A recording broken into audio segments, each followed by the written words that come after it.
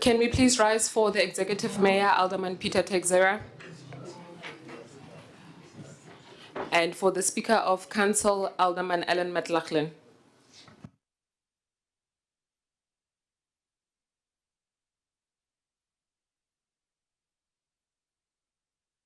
Good afternoon, ladies and gentlemen. Please take your seats.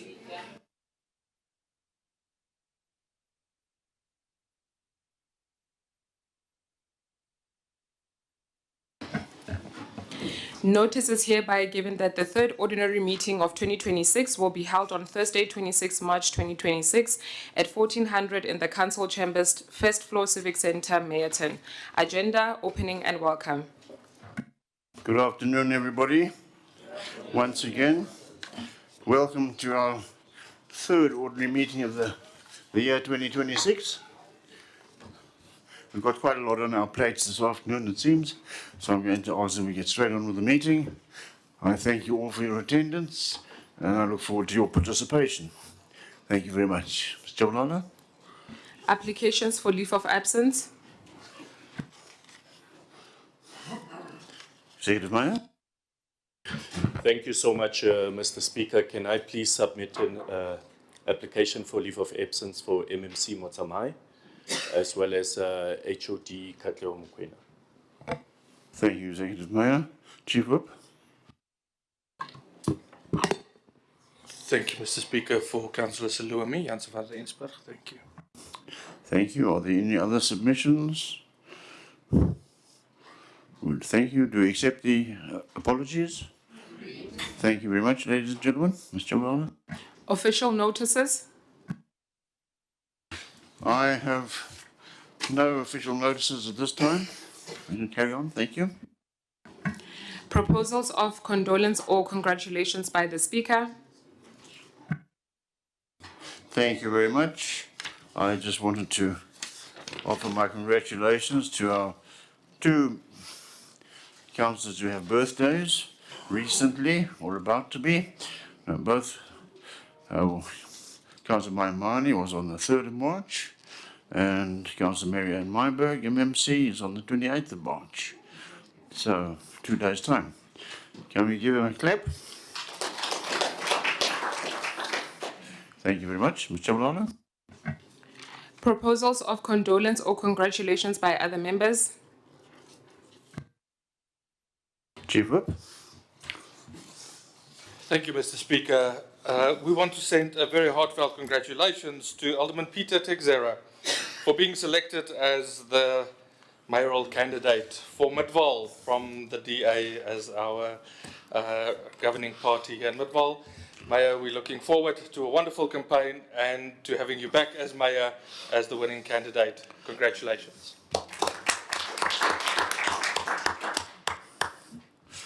Councillor Lebele?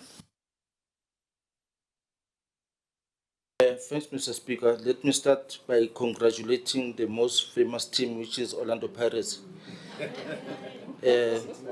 Six Mabone, Panyas.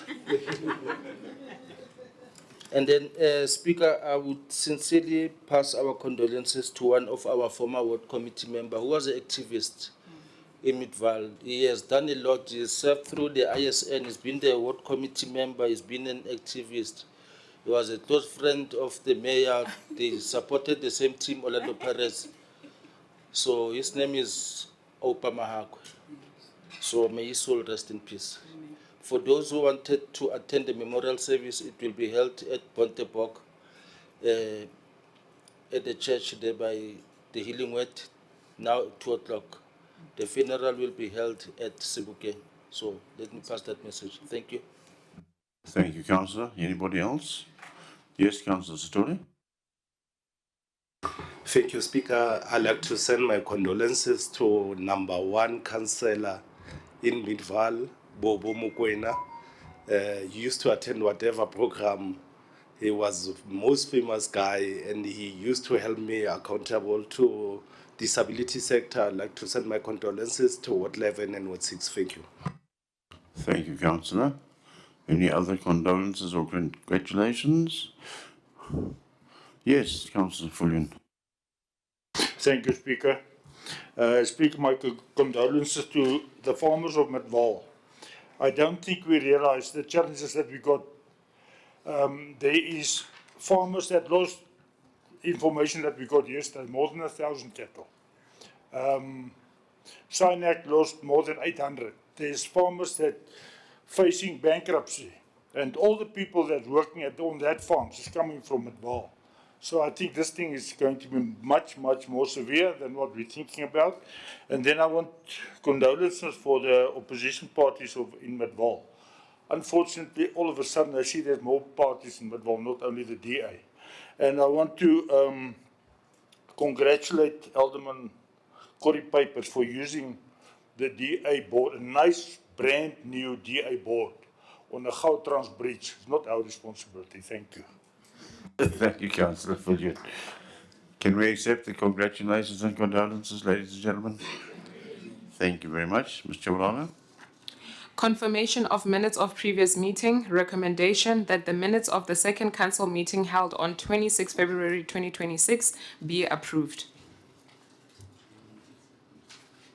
Are we in agreement? Yes. Thank you. That the minutes of the third special council meeting held on 3 March 2026 be approved. Any comments, suggestions for amendments? No? Can we approve the minutes? Thank you. That the minutes of the fourth special council meeting held on 19 March 2026 be approved. Are we in agreement, ladies and gentlemen? Thank you.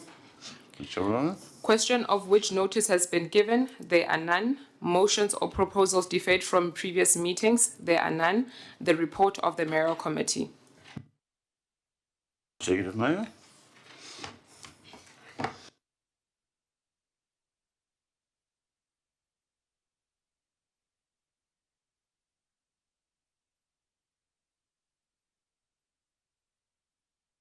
Thank you so much, Mr. Speaker. Alderman Alan McLachlan, Chief Whip Alderman Phil Pretorius, Alderman Miponi Modikeng, Alderman Corey Papers, members of the Mayoral Committee, fellow councillors, Municipal Manager Mr. Pumutso Magodi, heads of departments, distinguished guests, ladies and gentlemen, good day, Sanbonani. Speaker, I wish to convey my sincerest condolences to the founder and leader of the Congress of the People, COPE, Ntate Mosiuoa Terra Lekota. Honorable Lekota was a pivotal figure in South Africa's political landscape and a committed anti-apartheid activist. He also held various leadership roles in government following the advent of our democratic dispensation. We mourn the loss with the Lekota family and pray that God grants them strength during this difficult time of mourning. Mr. Speaker, I also want to echo the sentiments of fellow councillors for those that have passed away in their awards, particularly Ntate Opa Mohakwe. I personally knew him, and I was just saying to the whip of the ANC that in fact he had called me only last week, and spoke to me talking about the ISN issues. Even when he was still ill, he was still talking about bettering the lives of the people in Sicelo. So may his soul rest in peace. Speaker, we recently launched the Blitz Service Thursday program. The Blitz Service Thursdays are aimed at strengthening coordinated service delivery and ensuring a more visible and proactive municipal presence within our communities. All service delivery departments go into one area, working together to address service backlogs and respond directly to pressing community needs. Teams conduct grass cutting, pothole patching, road markings, and attend to other urgent service delivery matters identified through resident complaints and on-site assessments. The Blitz Service Thursdays have so far been held in Walkerville, Homestead Apple Orchards, and Didier. And today, Mr. Speaker, the teams are currently in Mooilande. This initiative ensures that when our teams enter an area, they address service delivery matters in a coordinated manner, creating a far more visible and meaningful impact that when departments operate individually, we will continue to, Mr. Speaker, we will continue to roll this program out to other parts of the municipality. Mr. Speaker, the reason why we started with areas in the peripheral areas within the municipality was that many of the residents in the outlying areas do feel that they are not getting the same services as the more developed or central areas of Midvaal. So the Blitz service delivery Thursdays are going or targeting the outlying areas like your Walkerville, Didier, Mamello, Klip River and various other areas. Speaker, we also recently opened 7 newly converted gravel to tar roads, reinforcing our commitment to infrastructure development in the municipality. The following roads were completed at a cost of 22 million rand, excluding VAT and professional fees. One is Takbok, the second one is Steenbok, third one was Waterbok, Blauwbok roads, all in Highbury, Lawrence Street in Meyerton Extensions, Eben Donga Street in Kwikris, Willie van der Merwe Street in Riversdale. Mr. Speaker, the road projects created opportunities for 21 SMMEs which were contracted for services such as site establishment, curbing, backfilling, and other logistical support services. At least 18 laborers and 2 community liaison officers were employed during the construction phase of these roads. Midvaal remains committed to delivering excellent service delivery. We will continue investing in infrastructure development to strengthen and improve road networks for the benefit of all of our residents.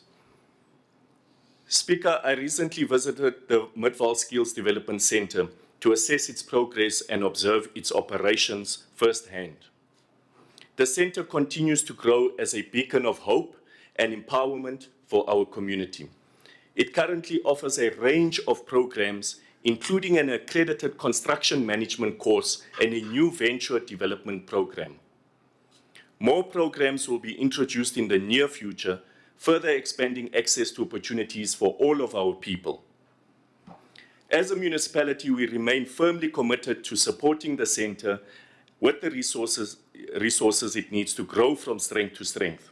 Our goal is clear, which is to ensure that more residents are empowered with practical skills, enabled also to participate meaningfully in the local economy, and given a fair chance to build better lives for themselves and their families. Mr. Speaker, I must indicate on this one that part of the challenges that I found when I visited the centre was some of the participants that are from far off places, areas like Stelo, Mamello, Bantu Bonke, Delside, who were saying, they have issues with transport in getting to the centre. So, Mr. Speaker, if there are any business people that are listening to me at this stage, I think the centre, could assist with that particular concern by, having a combi or a taxi, to transport some of these beneficiaries that attend the centre. Speaker, we commemorated Human Rights Day by hosting our annual Walk with the Mayor event at Vaal Marina, bringing residents together in unity and community building.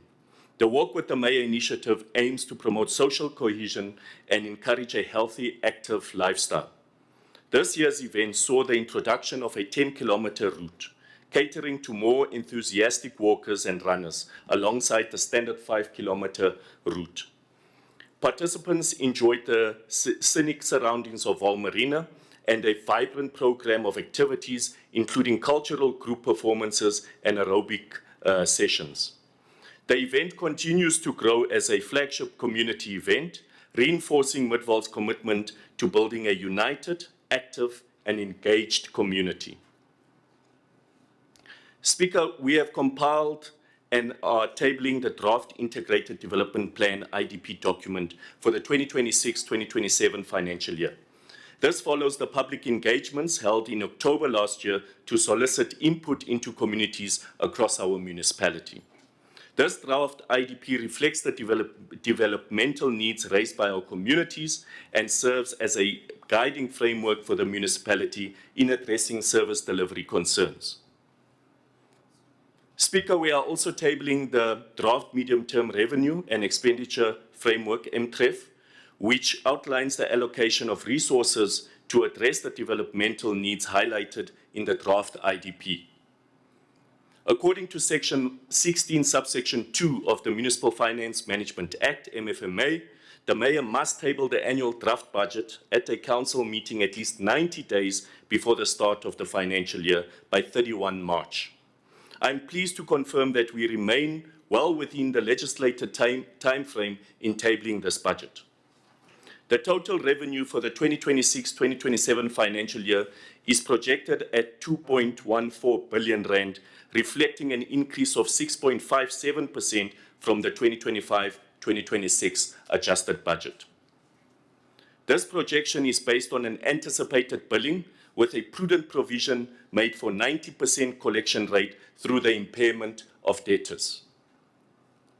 Speaker, according to sections 22 and 23 of the MFMA, once the annual draft budget is tabled, the municipality must make it public and invite the local community to submit representations.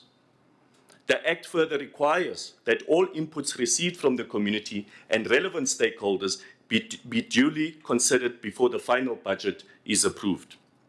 In the coming weeks, we will undertake legislative public participation processes to actively solicit inputs from our residents and stakeholders. I hereby call upon Council to review and endorse both the draft MTREF for the 2026-2027 to 2028-2029 financial period and the draft Midvaal 2026-2027 IDP review, including the spatial development framework. Mr. Speaker, the initiatives and programs outlined today reflect our unwavering commitment to being a responsive and accountable government. A government that delivers visible service delivery through targeted infrastructure investment and coordinated interventions. Through these efforts, we are steadily improving the quality of life for our residents and building a municipality that works for all of us. The draft IDP and MTREF before Council are firmly grounded in the priorities raised by our communities and provide a responsible, forward-looking framework to guide development and resource allocation. Public participation remains central to this process, ensuring that our residents continue to shape the future of Midvaal. In this way, we reaffirm that meaningful development is built on inclusive governance and active citizen engagement. Allow me to conclude with the words of former United Nations Secretary General Kofi Annan, who said, open quote, "Good governance is perhaps the single most important factor in eradicating poverty and promoting development." I close quote.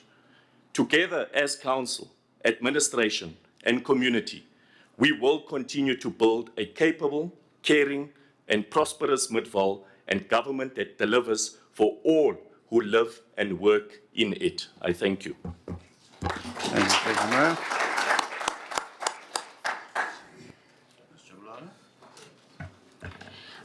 Items of the Speaker, there are none. Items of the Section 79 committees, item C3733, MPEC Oversight Report in terms of Section 129 of the Local Government Municipal Finance Management Act 56 of 2003 on the 2024-2025 annual report. There are no speakers for this item. Is somebody introducing the item? Mr. Gomez or Chairperson? Thank you, Speaker. Speaker, we have deliberated on the annual report as an MPEC, and we have gone through all the scope here, which is the mayor's forward, the executive summary. Then we went through to the governance issue. Then we also went through with the issues of the service delivery, and going further with organizational development and the financial performance. Now, Speaker, I assume that I believe that members of this House, they have read this document. So I won't take long on presenting this document because we have done with in terms of the executive summary, Speaker, we had about four findings there. Then one, it is with regard to the inconsistency. With regard, there are minor technical errors that require corrections there, and the capital budget performance is significantly below target, Speaker, which is approximately 47% against the 90%. Then, in terms of the surplus reported while cash positions decline, which is requiring the reconciliation. And then there are KPIs classifications that are inconsistent with the reported performance. Now, Speaker, in terms of the recommendations here, on this scope here, we have resolved that the administration should correct all the numerical and the typographical inconsistencies, which are minor issues. And then we have also resolved that a detailed capital expenditure reconciliation report should be submitted to MPEC, at least within 60 days. And we also looking at that, Speaker, that a surplus to cash reconciliation schedule should be provided in order to clarify the liquidity position. So, and then when we go to chapter 2, which is governance, the findings are there, Speaker, and I assume we all have this report there. I won't go through this one by one there. Then we have the statutory reporting timeline that contains an incorrect oversight assessment year reference.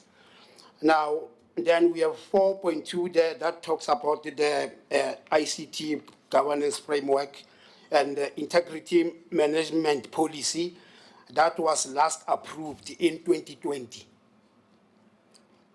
And when we go to our recommendations, Speaker, with regard to this, we have resolved that the statutory processes timeline should be corrected in the final report. And the ICT governance framework should also be finalized and tabled for council for approval, at least before the 30th of June 2026. Then when we go to E there, then we say the SCM deviations should be reported as a percentage of total procurement expenditure. Now, when we move straight to chapter 3, Speaker, which is all about the service delivery, the findings that we get that now, we have find that now, let me go straight to the LED reporting, which lacks the measurable economic outcome indicators. And another issue is the issue of the public safety content resolution, which is below the target. Then moving straight, Speaker, to our recommendations, we are recommending that the administration should submit a capital recovery and acceleration plan within 90 days at least. And we also looking that there should be a physical verification reports accompany all projects reported as 100% complete. And MPEC should conduct an oversight visits on these projects. And then we also resolved, Speaker, that the LED reporting should include measurable indicators, that is with regard to the jobs created, business supported, and the economic impact. Then if we move straight, Speaker, with the most important one here, the issue of the public safety turnaround time performance, we also feel that it should be monitored on a quarterly basis, and it should also be reported to MPEC. Then the fourth chapter, Speaker, which is organizational development, our findings here, Speaker, were that the vacancy rate and critical skills capacity require continued monitoring. And we also found that the workplace skills plan expenditure is significantly below target. And confirmation is required regarding performance evaluation of Section 56 and Section 57 managers. And our recommendations here, Speaker, is that we have resolved that a critical vacancy mitigation plan should be submitted also to within 60 days. And a work plan and a workplace skills plan implementation should be strengthened and quarterly progress should be reported. And we also felt that, Speaker, there should be an annual reporting to include the details, disciplinary statistics with cases, duration, and analysis. Then coming to the last chapter, Speaker, I think so, which is the financial performance. Now, with regard to the financial performance, Speaker, our findings were that the surplus reporting requires a reconciliation with the cash flow performance.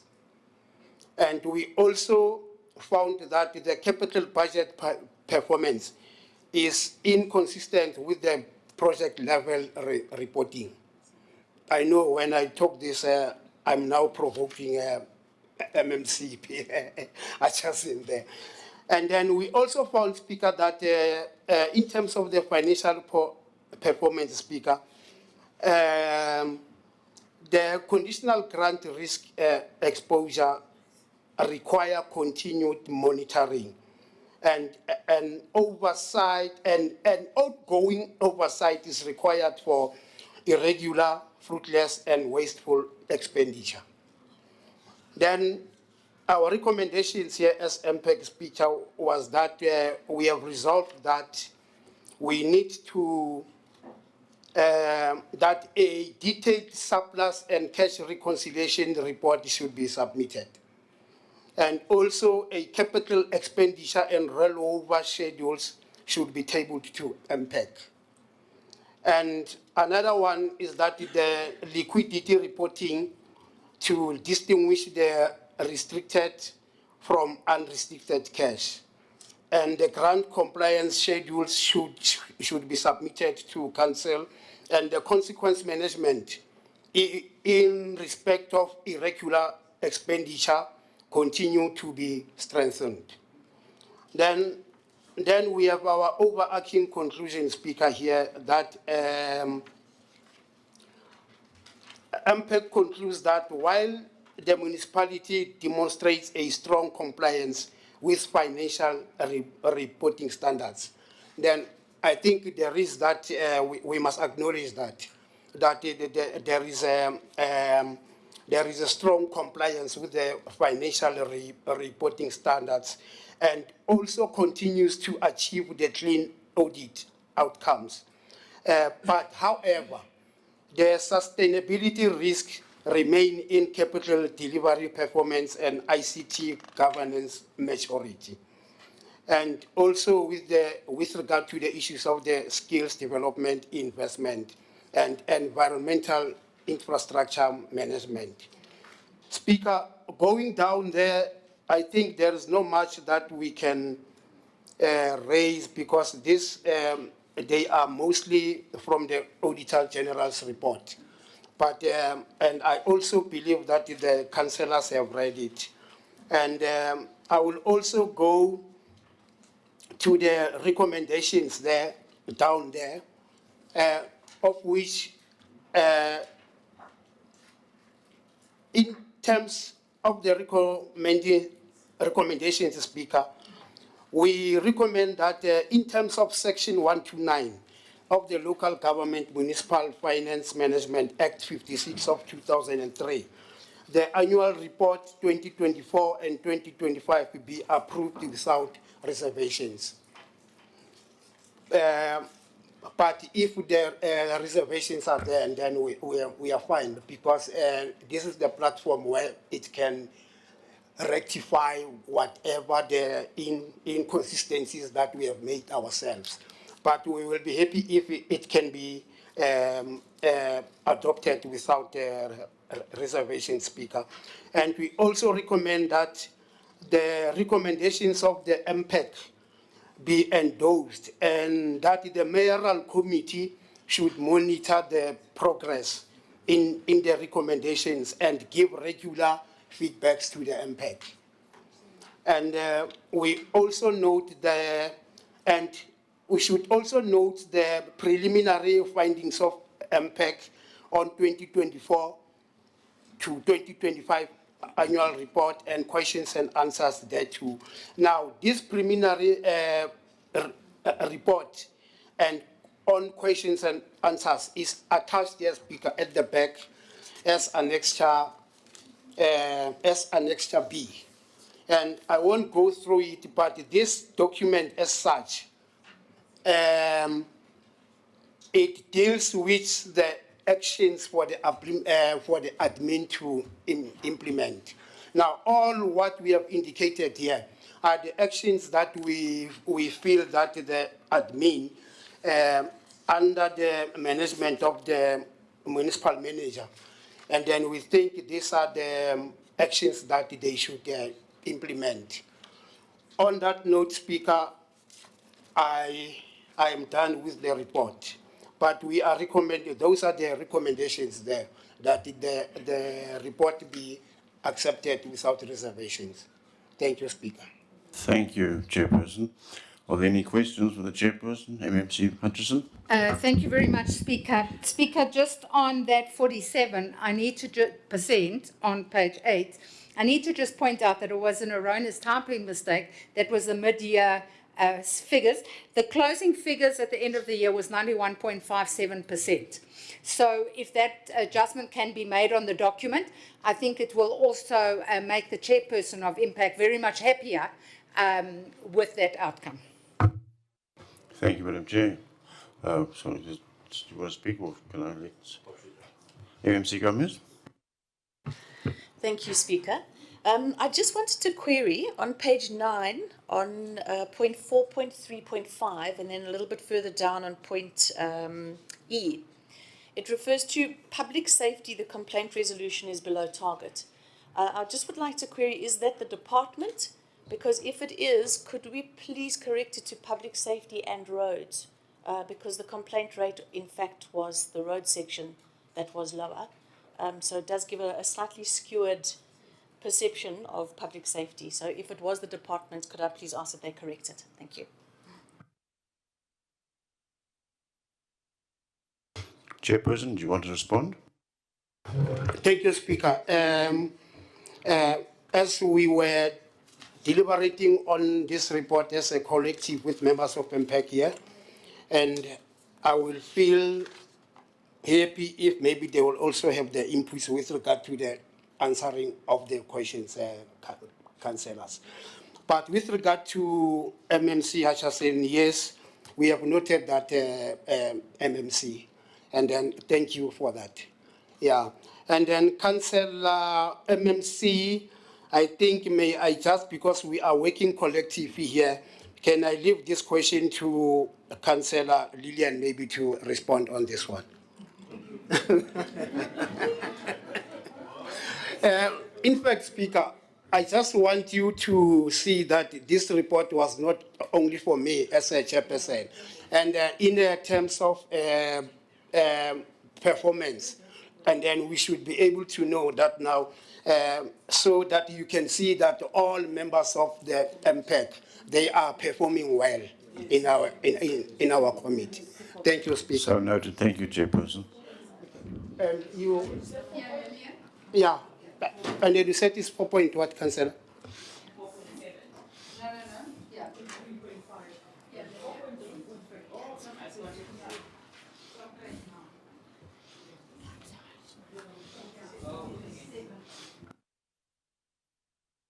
Thank you very much, Chairperson.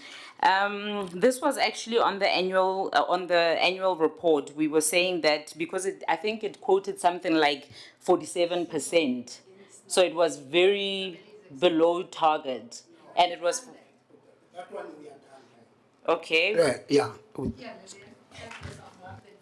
right.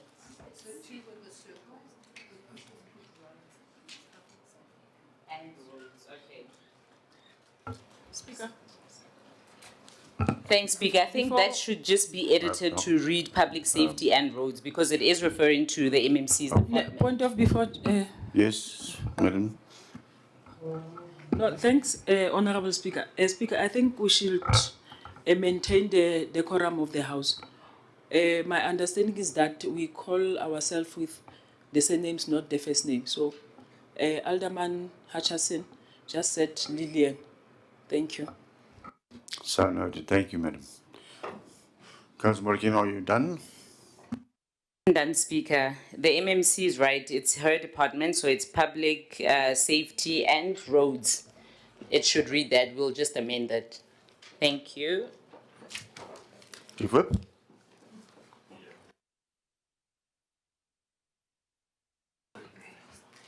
Thank you, Mr. Speaker. I would just like to thank MPAC and the chairperson for a very thorough report, I think for the first time in quite a few years. You can see that a lot of work and detail has gone into it. And I think the municipality will take it to heart. I would just like to make a suggestion. It's only a suggestion though. It's not a proposal yet, that we maybe consider re-looking the workload of the committee members, and so that I don't sit on any other committees, and that we maybe look at the schedule for MPAC, so that we have them meet maybe at least once a week or twice a week going forward, because I think they're going to have a lot of reports to work through. Thank you, Speaker. Thank you, Chief Whip. Executive Mayor? Thank you so much, Speaker. Let me also appreciate the work that's been done by MPAC. And yeah, I think it's good to see that we have an active and vibrant MPAC committee that is ensuring that there's accountability but also transparency. So thank you to all members of MPAC for your commitment, dedication. Mr. Speaker, I must just touch on a few things that the chairperson raised. I share his concerns regarding the LED, Local Economic Development Key Performance Indicator. I think that is one that Councillor Sithole has been raising for many years. And I must also give it to him. I see he's smiling with the credit. But the concerns that you are raising, Chairperson, and as a committee is the very same concerns I share together with Councillor Sithole. I think we can do much more with LED, especially with the resources that we've invested into LED. We should be getting much more out of LED. So it is for the municipal manager and his team to look at how do we arrive at the desired outcome that we are looking for LED.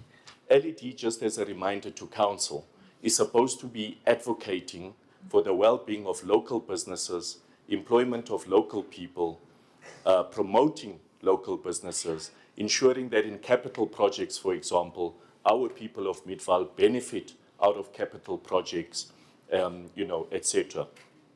So the question is, how do we measure? How do we get that desired outcome? And I think that is something for us as mayoral committee that we need to go and sit down and deliberate. How do we give clear guidance, a clear direction for LED to say this is what we want? We want a database of all of our businesses, SMMEs in Midvaal, a database of all of the unemployed people that are in Midvaal. What skill set do they have? When businesses open up, they must not come back and say, but your people do not have the necessary skill set. We can now look at that database. If you are looking for a welder, we know there is a Sbongile Mkwena from Lakeside Timalbone, who is a welder. We are able to link that person to the private sector or even government to gain those opportunities. Mr. Speaker, I'm saying this in light of the fact that Midvaal is a young, growing municipality with a lot of investment that is coming into Midvaal. We need to take a strong position, Chairperson Lehlok, where we are saying that when these businesses come, we must have the documentation ready from LED to say, here's the unemployed people, here's the skills that we have. Savannah City is a mega housing project. I've said this before. 20,000 houses will be built. Where is the developer procuring window frames, bricks, cement? They should be buying locally. There's Pitria Hardware, there's Fred's Hardware, Americana Hardware, there's Sitole Hardware in Lakeside. So all of those, but the companies, the businesses that are setting up in Midvaal would not have that database. And I think this is where LED comes in. So I definitely agree, and I encourage MPAC to continue asking those questions until such time we get this right. Mr. Speaker, with having said that, in terms of revenue collection, it is one that the municipality is very, very strict on. Credit control, debt management of this municipality. And it often lands us in trouble with the community. Mr. Speaker, there's concerns from some of the property owners, residents in some areas who are complaining about the 60% charge for people that are in arrears.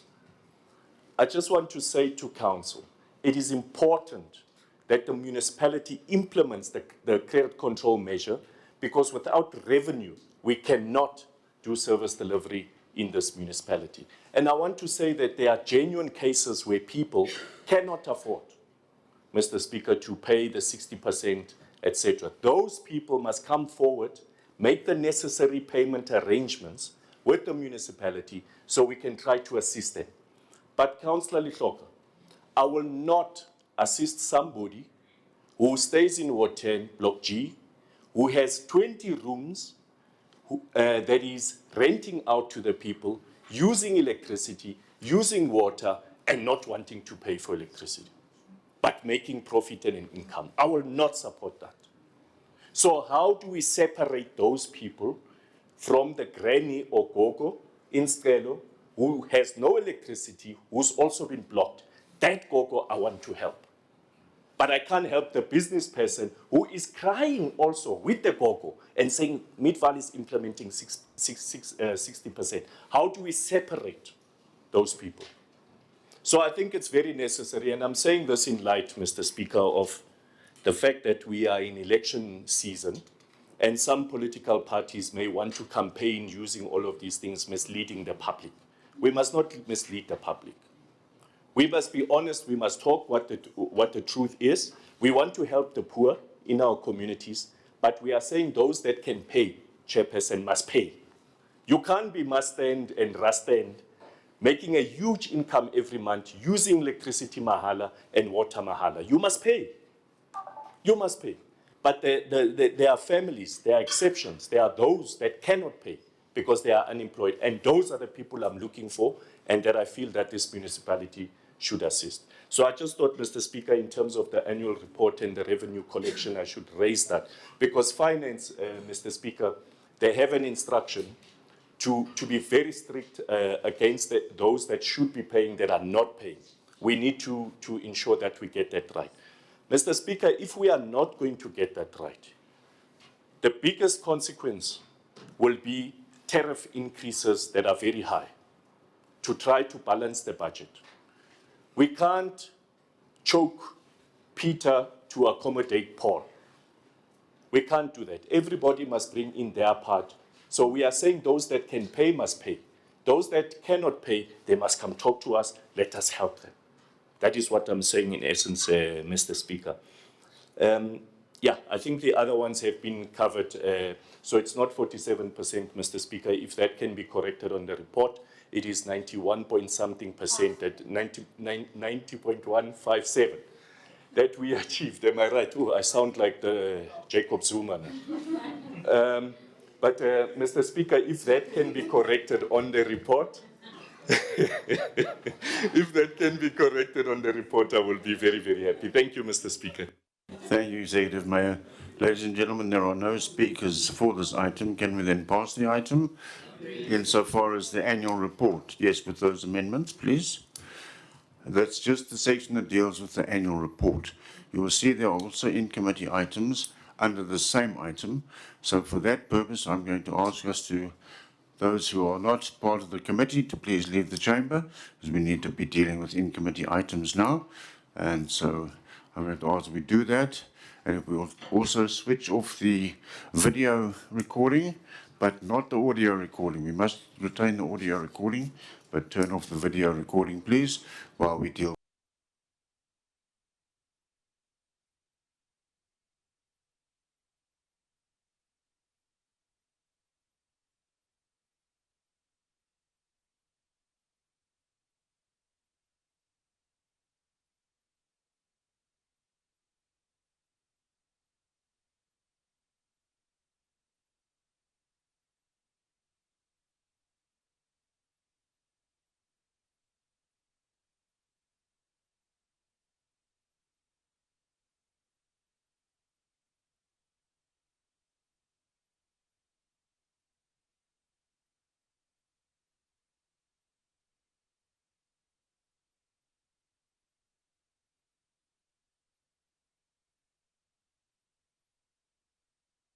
Ladies and gentlemen, can we proceed with the business of the day? I'm very pleased to hear that. Thank you.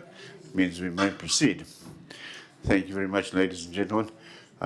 Before we continue, I'm going to ask the municipal manager just to fill a gap in our program here so far today. Municipal manager, executive mayor. I receive, Speaker. Mr. Speaker, I must just, before we proceed, I made a big error, and I did not introduce the new head of department for community services, Ms. Ayakan Ntenganyane. I must still learn how to pronounce it. If you can stand for us, she does come, just to give you a bit of a brief background, she does come from a municipality in the Eastern Cape called Inokumgijima. She was the municipal manager previously in that municipality and has now joined the winning team of Midvaal. So welcome, Mrs. Ayakan. Thank you, Mr. Speaker. Councillor Toli. Are you simply saying it's in competition, Executive Mayor?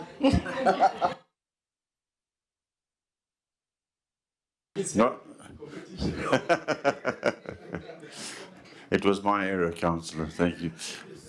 Ms. Chabalala, can we proceed, please? Items of the Mayoral Committee, non-delegated matters. Item C3734, Draft Midvaal 2026-2027 Integrated Development Plan Review, including Spatial Development Framework. Speakers for this item is from the ANC and EFF. ANC? Is it Councillor Ndebele? Thank you very much, Speaker. Speaker, on this item, it's just a request, especially we are asking if we can attach the attendance registers, because why? Because the numbers that I see here, especially at Ward 10, at page 27, it doesn't give me sense, Speaker. 22. So we are requesting if we can next time let's attach the attendance register, please. Thank you, Speaker. And yeah. Yes, Councillor Sujoli? I think, Speaker, thank you. But let me start with this one. If you're going to hold us for more than 4 hours, the law says you must provide a catering. I just wanted to remind you that one. Irregular. But Speaker, I got some few recommendations on this one. I'm quite worried about the advertisement of these meetings. Yes, we put the boards on the ground, but what about the BBTs, born before technology? Lautellin must be provided for the elderly people. Also, I think the issue of attendance register, my colleague have covered it. The issue of clustering, can we check the nature of clustering? There are areas whereby we don't provide transport and they could not access these meetings, and it is important. We're quite worried about the number of turnout from community. Historically, in Ward 6 in particular, you'll have a full hall, but recently the number have dropped down. I think the advertisement is not enough. Yes, the boards, we see the boards there. And also, we want to make a additional request in terms of the boards. We see the executive mayor and MMC relevant. Can you also put the ward councillor's face on those boards? From Ward 1 to 15, others they will think, baqadile ke bane fela. But also include the councillor's face because our numbers is there, but our face is not there.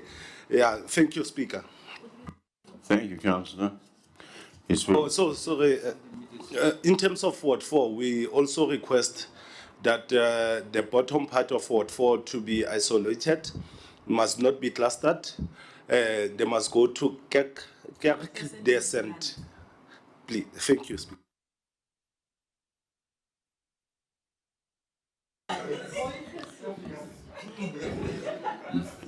Die kerk tussen die Milielande. That's the one. There we go. Okay. So noted, councillors. I think MMC has taken note of this. No, the EFF also wanted to have it invited to the chair. EFF? Speaker, Speaker, I think I will be relevant on this one also. Yesterday we had a workshop which was organized by the Social Development Midvaal, and we appreciate that. Now, there were issues that were raised there, and then we had COCTA there. Now, I am raising this issue because it was raised there by the sector. That if you look at our IDP, the issues of disability don't reflect on the IDP. Then you can check them even now. There's not even a single issue that can be seen on the IDP. And the question was posed to COCTA. And they even said that, yeah, they even saw that, and they used the term majority, it is red. Oh, now the issues of the disability we are requesting that let the issues of disability be reflecting there, and also the issues of the older persons. Those two sectors, they don't benefit in terms of our planning. Thank you. Thank you, Councillor. I'm sure that the MMC and the chairperson of GOD will have noted those and ensure that we address that issue going forward. Can we then pass the item, ladies and gentlemen? Thank you very much. Ms. Chabalala. Item C, 3735, Draft Medium-Term Revenue and Expenditure Framework 2026-2027 to 2028-2029 as required by Section 16 of the MFMA. Are we in concurrence? Thank you. Item C, 3736, Approval of a Memorandum of Understanding between the Gauteng Provincial Department of E-Government and Midvaal Local Municipality. There are no speakers for this item. Are we in agreement, ladies and gentlemen? Thank you. Item C, 3737, Update on the Regional Landfill and Cemetery Dorenkale. Speakers for this item is from the Freedom Front Plus and the EFF. Freedom Front Plus. Thanks a lot, Speaker. Yeah, Speaker, this dumping areas is a big problem in our areas. I just want to know if this landfill sites are full, the one here at Walkerville and Valmarina, where are we going to then? If you can just help me with it, please. I'm going to ask MMC and Maduna, would you address the issue, please? Beg your pardon, sir. Yes, please carry on. Yeah. Speaker, when we looked at this in our caucus, we have noted this sentence that says, while some sites may be fatally flawed, the remaining sites can be reassessed in terms of several smaller cemeteries based on the specific communities to be served. We have noted this sentence, Speaker, on the issue that we support this thing, this sentence, Speaker, by saying that we have to look at the areas like your Valmarina. You know, people of Mamello, when they bury, they go to Heidelberg. And we were told that there are old cemeteries there. I don't know whether those cemeteries were public or maybe they were in somebody's farm. You know, if we can look into that, because we have realized that this there are clusterings that were made, that your Colfontaine and all those areas. But the only place that they look on this, that is eastern part. Yeah, normally you call it Eastern King, west or eastern part. Yeah, you will find that now people who live in Riversdale, they are better, even Colfontaine, because they have a cemetery here at Kokras. But you'll take Ward 1 up to Valmarina. Can we please look, make an assessment and then see maybe as to how can we have a cemetery in those areas? And I am looking for a positive response from the MMC on this one. MMC, can you oblige? Thank you very much, Speaker. Thank you very much for the questions. As for the landfill sites being full, no, they're not full. They've got quite a few years to go. Walkerville, probably we're going to start cell 2 now, so that will probably last quite a number of years. So no, your answer is just no. They're definitely not full. As for possibilities of other areas for our landfill cemeteries, we are looking into it, but you know, you must just keep in mind, especially because you're talking about the eastern part that is right next to the dam and the rivers. A cemetery may not be closer than 7 kilometers away from water. So it poses a problem, but we are busy looking at many small little pockets of areas that we have. So we will come back to you, but there is also a description for you in the notes of where we also looking at bigger areas. I hope that answers you. Thank you, Speaker. Speaker, sorry, I didn't ask if it's full or not full. I want to know if it's full, where we're going to. We don't want to make the same mistake than Union Club. When it's full, then we've got a problem. The people got nowhere to dump, then they dump at the roads, and that we don't want that. I want to know if there's a site that we're going to use if this one is full. Mr. Speaker, if I can assist, I don't think the councillor understood the MMC, because she did mention that we've actually approved, we actually have done studies, and those studies have been approved by GDOT to construct a new cell. A cell is a new, how can I say, component of the dump section for a dump site in Walkerville. So that one is the one that now we need to find money. The MM was just telling me that from the new financial year, we're going to start putting money into building that particular cell, which will normally, a cell gives you around 25 years, Councillor Brits, of space. Because that would be a brand new one that is flat, that will take us about 25 years.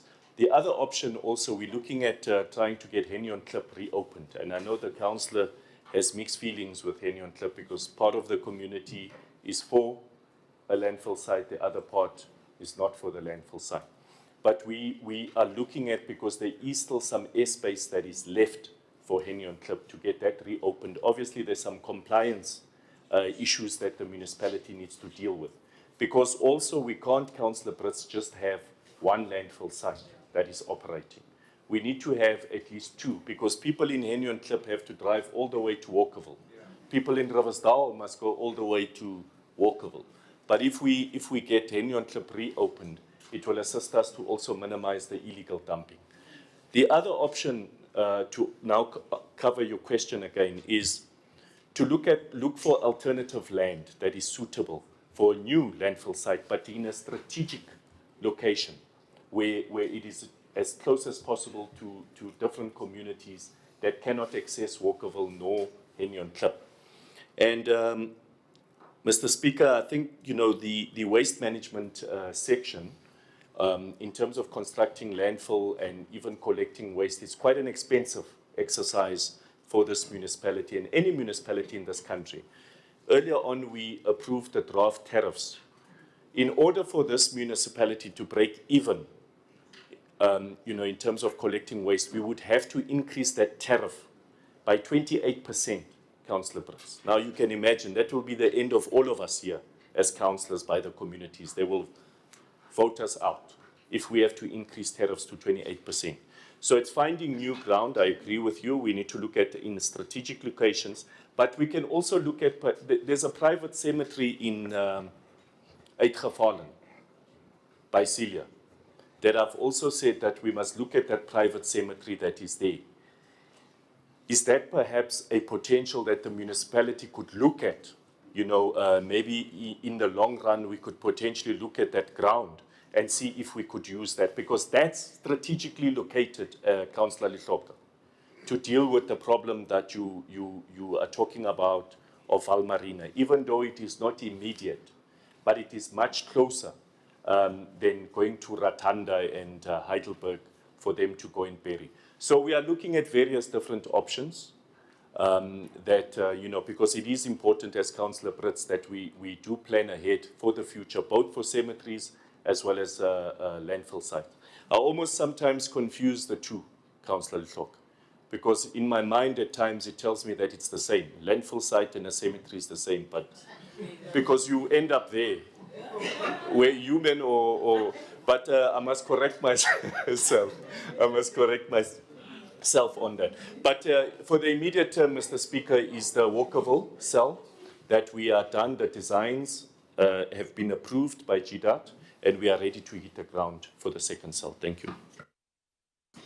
Ladies and gentlemen, can we pass the item? Thank you very much. Ms. Chabalala. Item C3738, Approval ICT Governance Framework Policy 2026. There are no speakers for this item. Are we in agreement? Thank you. Item C3739, Risk Maturity Improvement Plan 2025 to 2026 financial year. Speakers for this item is from the EFF. Councillor Slover. Speaker, this one is simple. The information is good, but we are looking at there. It says that the implementation of the risk management framework is not in place. That what this is the sentence that we are advocating. So we just want to confirm whether do we understand this, that we don't have it. And the second one, Speaker, is that the implementation is at a fairly low level. Now, if it is at a fairly low level, can we just get an explanation of what does it mean? Because anything which is low, it means we are not performing well. Thank you, Councillor.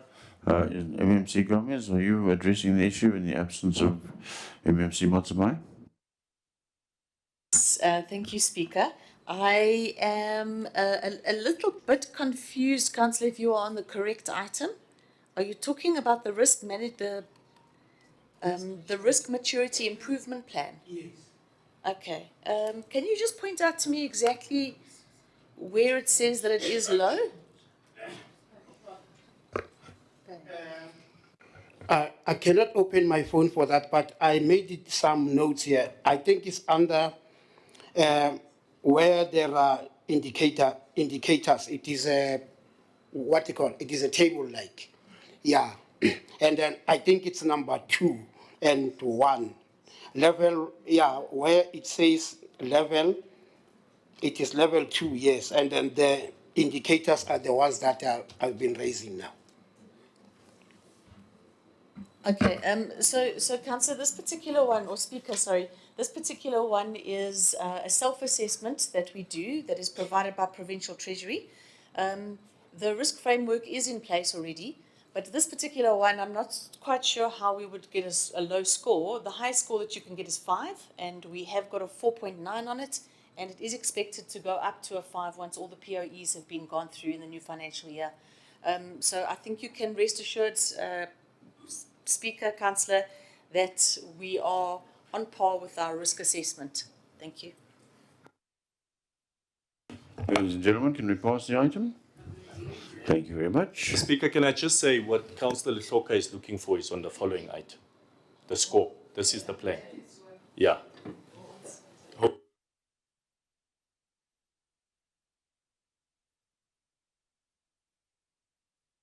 Thank you, ladies and gentlemen. So we've passed the item then? Agreed?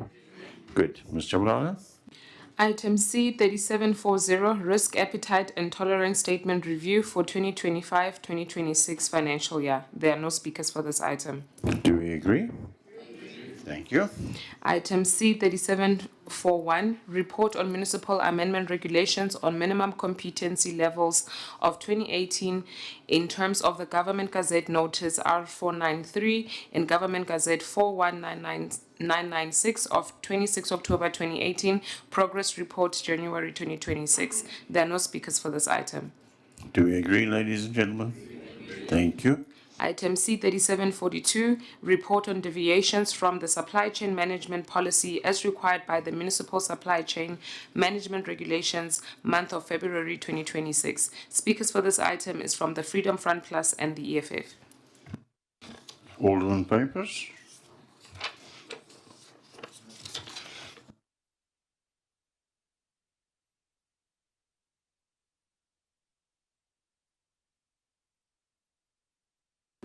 Speaker, thank you. I thought Councillor Burris is going to talk.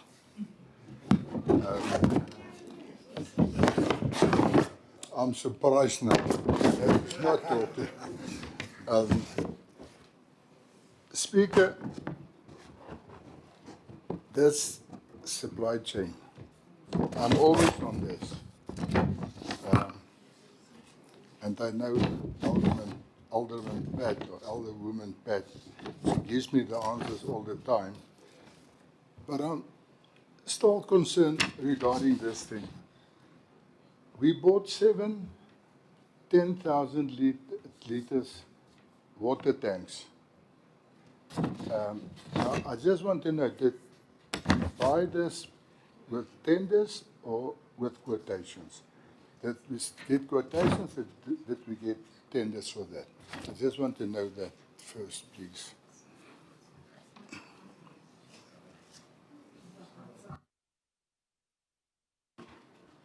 Is it not on the item? No. Right, if it's not on the item, we can't address it. It's not a relevant question. Is it not what on the item, the tanks? Yeah. That is it through the supply chain? Perhaps, yes, but this is not that. This is this deviation that's mentioned here. Okay? Thanks, Speaker. Thank you. EFF, you weren't speaking on this one. Oh, yes, you were. Beg your pardon, ma'am. Please, carry on. Hello, Speaker. We're withdrawing with this matter with the EFF. Okay, good. Can we then pass the item, ladies and gentlemen?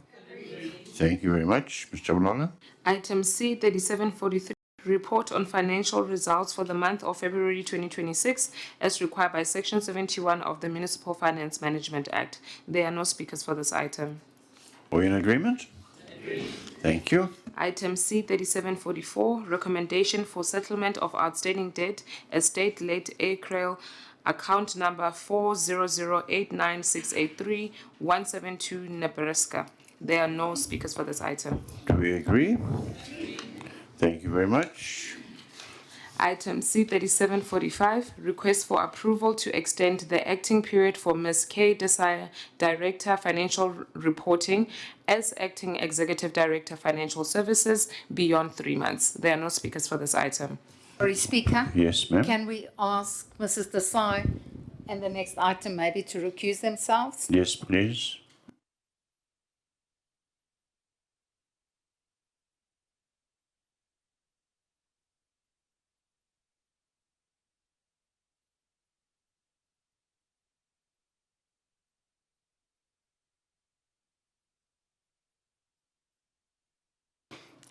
Ladies and gentlemen, there are no speakers on the item. Can we pass the item? Yes.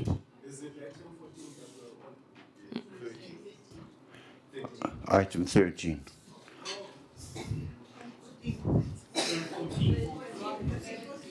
No, 13 at the moment.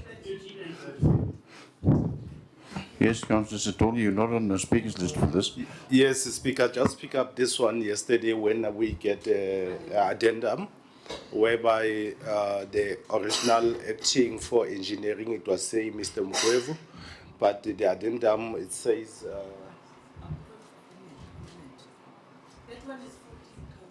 hence I was asking whether we are on 13 or 14. So.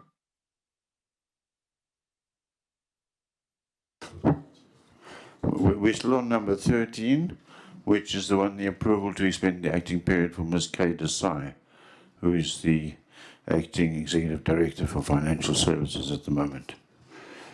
Can we pass that item, ladies and gentlemen? Thank you. Can we go to item 14, please, Ms. Chabalala? Item C3746, request for approval to extend the acting period for Mr. D. Mugwebo, Director, Technical Support, as Acting Executive Director, Engineering Services, beyond 3 months. Speakers for this item is from the Freedom Front Plus. Councillor Slaughter? Oh, sorry.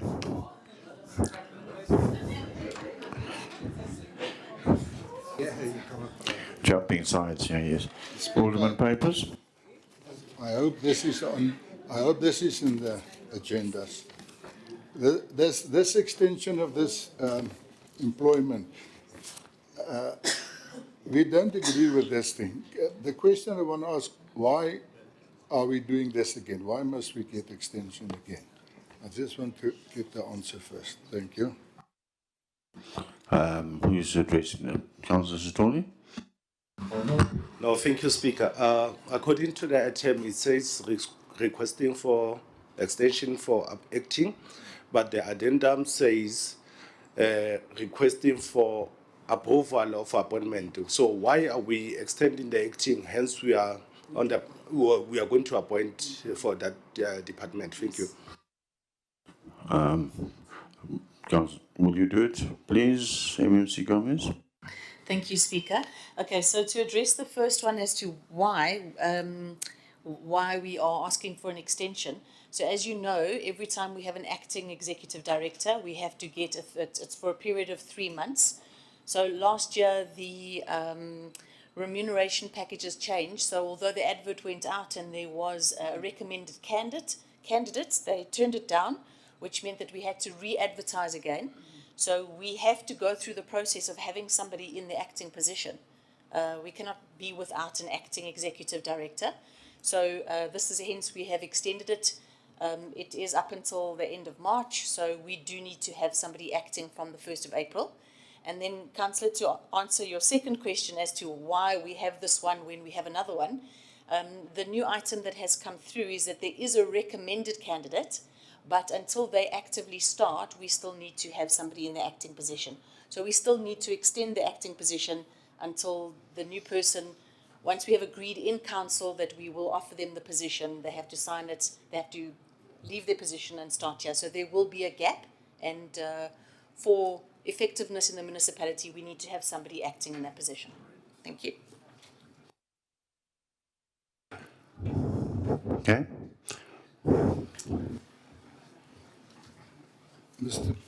Mr. Speaker, thank you. How long can this go on? This is one of the most important positions in the council. I see this. I think that we didn't have an engineer with the Eisenhower Bridge that's there in Midvaal. Council Gerard just said it's not there. If it's not there, then we must decide where it is. Because in this book, it's there. We opened it.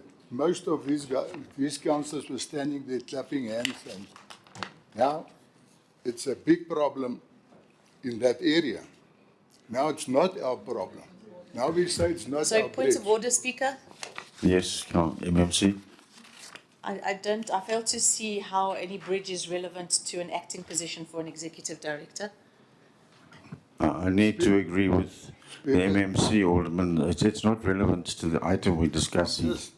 I want to just give you an example. I know what you're doing, Alderman. Not the engineer. But There's no engineer. the Eisenhower Bridge is 40 years old. It's not really relevant to this Thanks, Speaker. at the moment. Thank you, Alderman. Yes, of course, Executive Mayor.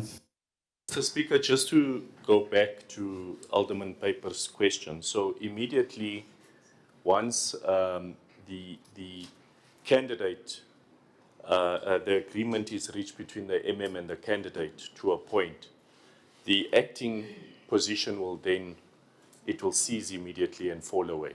I hope that answers you, Alderman Paper. So the acting won't be for a very long time. The candidate needs to just, as soon as they accept the offer, we can then appoint. So we are very, very close in appointing an engineer. Then, Mr. Speaker, the Eisenhower Bridge is, I don't know where Alderman Papers gets information from, but it is an asset of the municipality. So we're not running away from responsibility on that bridge. We accept that there is problems, and it is in Klip River. So we know exactly what the issues that need to be done there. They will take, Alderman Papers, a budget, Mr. Speaker, sorry, through you. It does require a budget. There is some historical designs and promises that were made, I think 3 mayors back of Midvaal that I have seen. But because of the lack of budget to implement the designs that were done back then, this is why we have not gotten to that bridge, Alderman Papers. But we still need to ensure the bridge is drivable, it is safe for the motorists in that area. And at this moment, I know that it is flooded because of all of the rain that we have had. So I did give an instruction that that bridge has to be closed off, temporarily closed off, until such time the river levels have dropped, so that there is no fatalities or accidents on the Eisenhower Bridge. What it means, Alderman Papers, is that the people that live in Green Valley will have to drive right around to get past Bitumelo Informal Settlement and enter through there.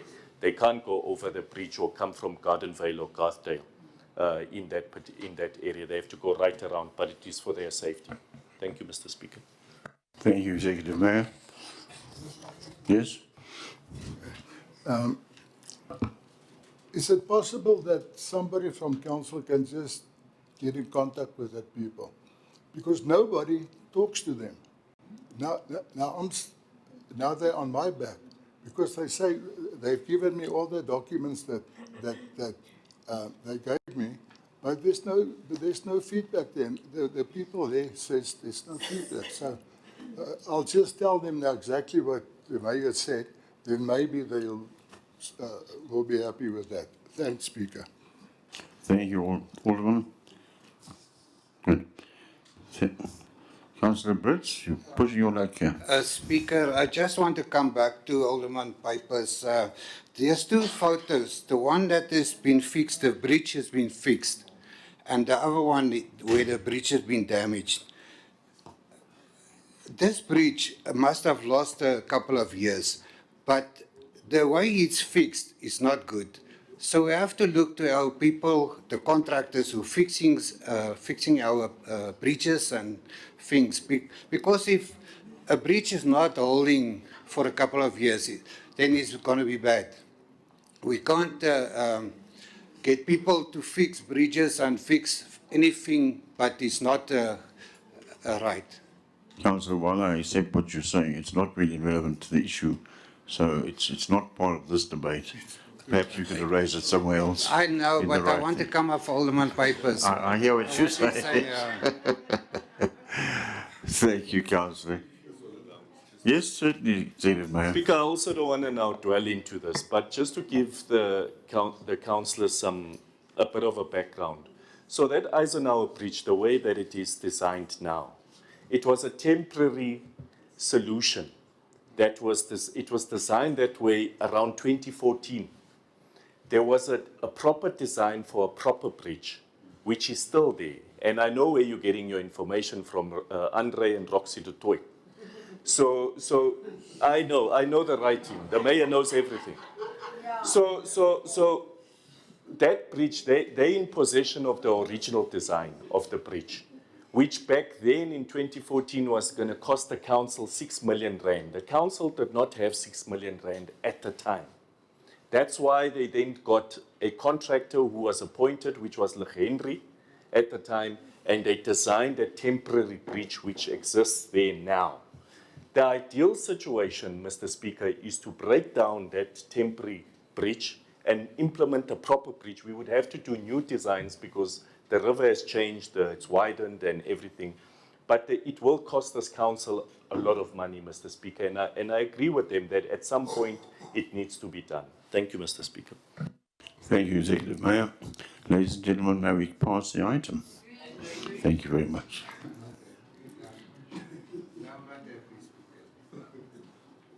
Speaker, I'm not Councillor, the debate is closed. Thank you. Please take your seat. All right. We've passed the item. Ms. Jamlana? Item C3747, approval of the proposed electricity tariffs for the 2026-2027 financial year. A replacement page has been circulated. Speakers for this item is from the ANC, Freedom Front Plus, and the EFF. So let's start with the ANC this time. Who's going to address the issue?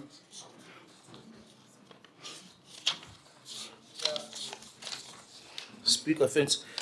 Speaker, on this item, I think the mayor also touched a bit on this issue of electricity.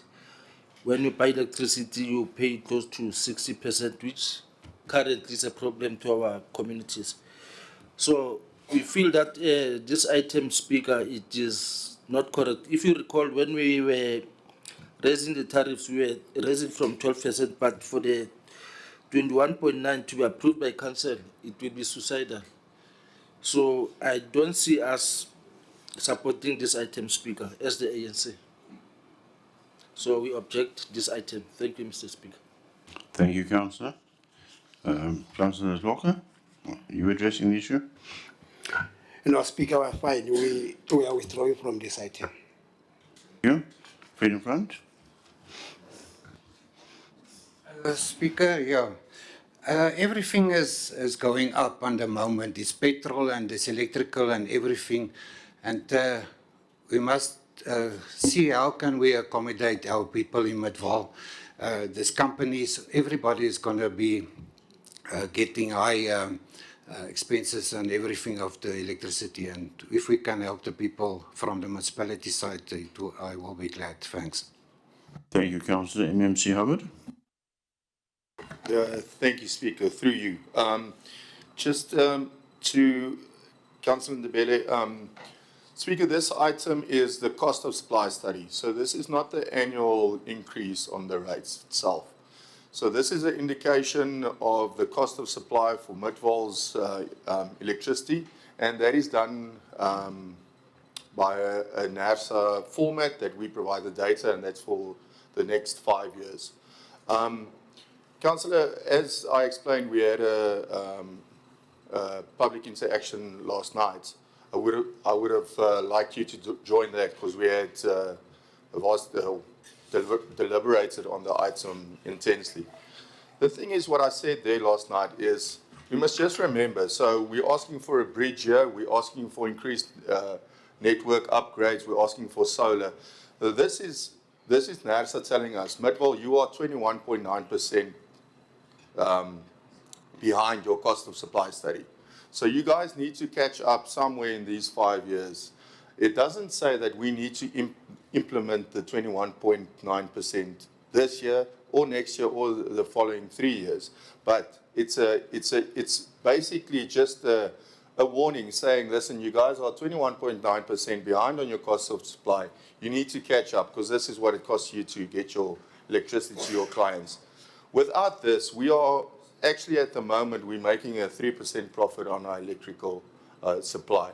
We are not making much. And that's fine. If we as politicians saying that's what we want to make to keep our residents happy, then we as engineering also need to say, but you're going to have to keep them off our backs if anything fails as well. Because that money is, I think we as councillors account for that money perfectly and very well. So that money goes into the network and it upgrades. I mean, the solar lights is a good good representation of that, or the new substation and that network. So we must also just remember, if we don't agree to this, I'm saying again, it's not that we are committing as council to put that up by 21.9% in the next year, 2 or 3 years. It's just for NASA telling us, listen, you guys, this is what it costs you to get your electricity to your clients. In the near future, you guys need to look at this. Yes, Councillor, it's election years for all of us, so I don't think we'll make a silly mistake like putting electricity up like that. But we must remember, us here in Council, this is the money we spend on our infrastructure. Thank you, Speaker. Councillor William. Thanks, Mr. Speaker. I think maybe from what I've heard from the MMC, as much as NERSA said we should be putting 21.9 at a certain period, but can we maybe have a breakdown currently on this financial year so that we know when we are to reach 21.9% in terms of this years, what would be the breakdown rather than bringing this number as is? Because remember, after this document, this will be a public document. Once they see this 21.9%, then it's going to create confusion and then somebody will be trying to run with this. Remember, we've got also social movements, which are not political parties, so then they can run with this. Thank you, Mr. Speaker.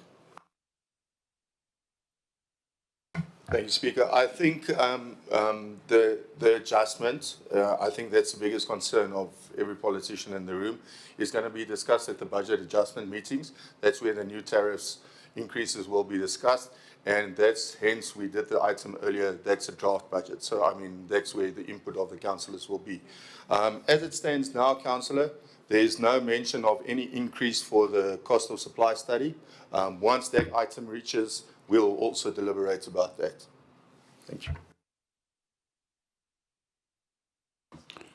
Councillors, are you happy? Do you want to check? Yes, Mayor?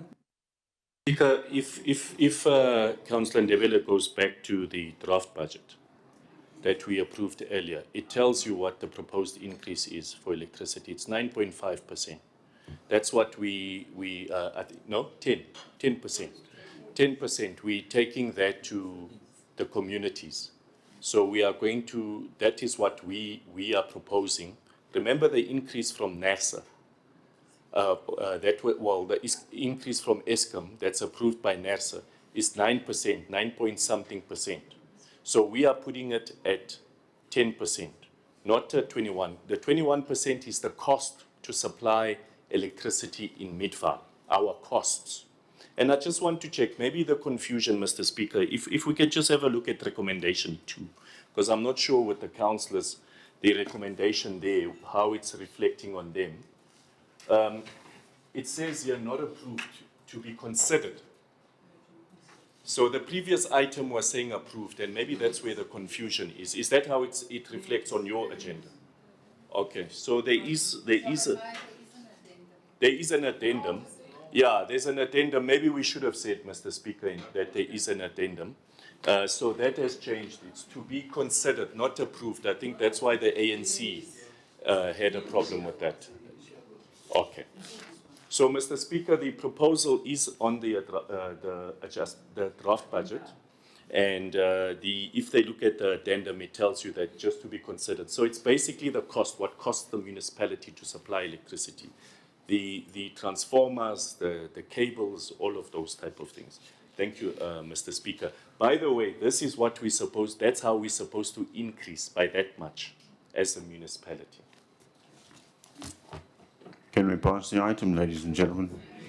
Thank you very much. Ms. Jabalala. Item C3748, application-based rebates for foot and mouth disease affected agricultural categorized properties. A replacement page has been circulated. Speakers for this item is from the Freedom Front Plus. Councillor Brits. Thanks a lot, Speaker. Thanks a lot that you consider the farmers in this back and close year time. These people got a lot of expenses on medicine and stuff for the cows and animals. So thanks a lot to consider them. But there's still walking animals around freely. I think we must give that people a letter or something, because farmers got 1,000 cows that they keep separate because of back and close here, and then people let the animals walk freely. I think it's a big mistake. We will not stop this back and close here because of that. Thanks a lot, Speaker. Thank you, Councillor.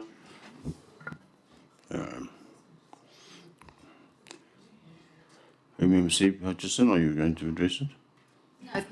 Speaker, I think Midvaal is very proud to be able to make this suggestion, and we do believe that it will assist the farmers. It will cost Midvaal about 100,000 a month, and that's in rates that we'll be losing. That's what we've estimated. And just to point out that it is on a yearly basis, the application, and it will be until the state of emergency is lifted. So if the state of emergency is lifted during your 12-month, it will stop with immediate effect.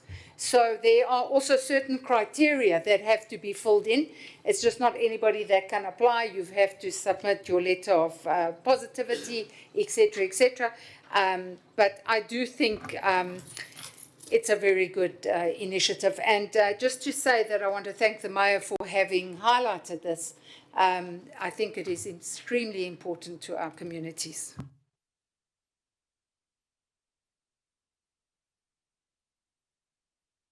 Please. Can I ask, Mr. Speaker, that the councillors that are in areas, emerging areas, or rather let me say, where there are emerging farmers, councillors that have emerging farmers with cattle, I think what Councillor Brits mentioned is very important. Some of our people in our communities don't understand the foot and mouth disease and how serious it is. We need to educate and drive community awareness on foot and mouth disease in every ward. Cattle are roaming freely. Some are infected. Some of our people don't understand. They don't know what foot and mouth disease is. I'm worried, Mr. Speaker, about the farmer there in Scalo, just next to the R59. If the cattle there have been vaccinated, because some of them cross under the bridge, under the R59, and they are into these communities, and they end up with buck-venter cattle and those type of things. So if we can, please, we will also provide additional information so that we can share. Because otherwise, Mr. Speaker, tomorrow Councillor Sitole is at a funeral and is eating that nice beef meat at a funeral that is infected with this foot and mouth disease. Then he's sick, he doesn't understand why he's sick. Because I think there's a lack of awareness in our communities. So we must drive this, get more information, and we must drive it within our communities. Thank you, Mr. Speaker. Thank you, Executive Mayor. Can we pass the item, ladies and gentlemen? Thank you. Ms. Jabalala. Addendum, item C3763, request for the approval of the appointment of the recommended candidate for Executive Director, Engineering Services. This was a tabled item that I think has been handed out. You all have it? Okay, are there any comments on the item? I think it's fairly clear. Number 31. Has it not been handed out? Oh.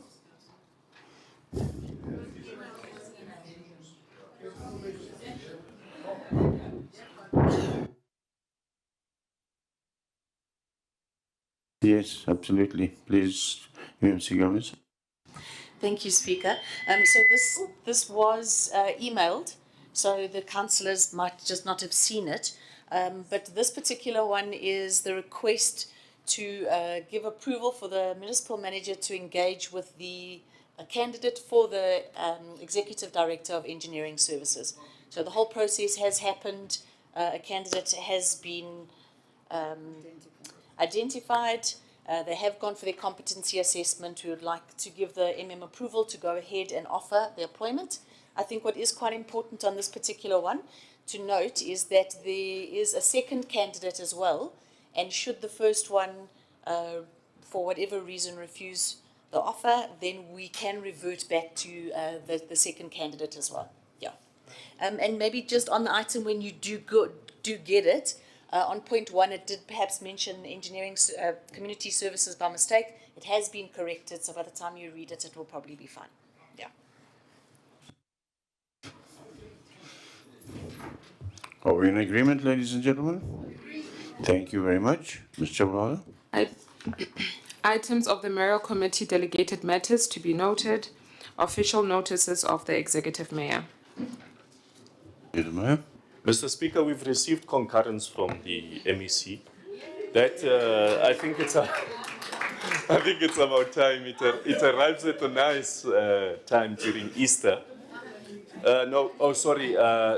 Somewhere in April when we get our next pay. So we will get our back pay. It will be past Good Friday, so, but at least you will have all your mashonisa, you can pay them with when you get that money, yeah. So, Mr. Speaker, I think that on my side is, I've said a mouthful. Thank you. Thank you very much. Yes, Councillor. No. We are happy. No one will be against this. I just wanted to get a confirmation from the MMC Finance that are we going to get this thing by the end of April? Okay. Speaker, to be exact, on the 24th of April. Councillor Satolia. Speaker, I saw shaking his head. He knows that this Easter we are heading N1. So he was trying to say we must get it. We are going back home. This Easter we're shaking and say give councillors now so that we go home. Thank you. Thank you, Councillor Satolia. Speaker, I would like to just answer that. They need to pay for school fees when they get back from going home. So we're actually looking after their interests. Ladies and gentlemen, can we then conclude? Mr. Chabalala? New motions, there are none. Last item, closure. Ladies and gentlemen, that brings us to the end of this particular councillor. Can we have one meeting, please, ladies and gentlemen? I am still in the chair, please. Can we have a bit of order in the room, please? Thank you very much. I just wanted to bid you all farewell. Thank you for your attendance and your robust engagements, as always. It is appreciated. So, ladies and gentlemen, thank you very much. This meeting is adjourned.